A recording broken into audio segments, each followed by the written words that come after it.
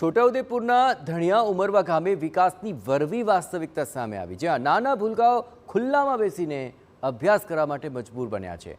TV screen પર જુઓ, અહીં નસવાડી તાલુકાના આ ધણિયા ઉમરવા ગામના દ્રશ્યો દેખાઈ રહ્યા છે, જ્યાં બાળકો આંગણવાડીના મકાનને બદલે ગામના એક મંદિરના ઓટલા પર અભ્યાસ કરવા માટે મજબૂર છે।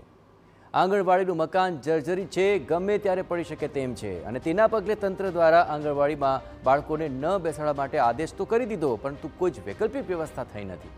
વરસાદમાં આંગણવાડીની બહેનો ભૂલકાઓને પોતાના ઘરે અભ્યાસ કરાવે છે, પણ તડકો હોય કે ઠંડી, બાળકો ખુલ્લામાં અભ્યાસ કરવા માટે મજબૂર છે।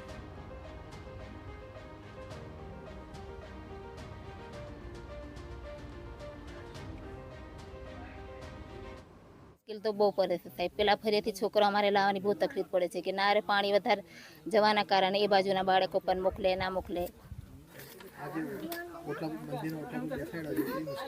મુશ્કેલી તો પડે ને, ઉનાળામાં તો તડકો હોય તો તાપમાં બેસાડવાનું થાય, ત્યાં પછી ઘરમાં બેસાડે છે। ધણિયા ઉમરવા ગામમાં 2009માં આંગણવાડી બનાવવામાં આવી અને હવે તે જર્જરિત છે। છતમાંથી પાણી ટપકે છે, દિવાલોમાં તિરાડો પડી ચૂકી છે। ટીવીની ટીમ નજીકના અન્ય એક ગામ ડાભેણ ગામે પહોંચી ત્યારે પણ આંગણવાડીની એ જ હાલત છે। બાળકોને ક્યાં બેસાડવા એ ગ્રામજનો માટે પણ મોટો પડકાર છે। વિકાસ અને ભણશે ગુજરાત, આગળ વધશે ગુજરાતની વાત કરવી, અને એમાં આ પ્રકારની પરિસ્થિતિ, સરકારની નજર શું આ પરિસ્થિતિ પર નહીં પડતી હોય?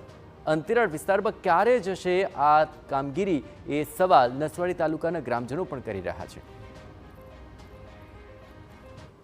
બાળકોને જૈન મંદિરના ઓટલા ઉપર બેસાડે છે અને વરસાદના કારણે વરસાદ પડે ત્યારે પોતાના મકાનમાં બેસાડે છે કાર્યકર બેન।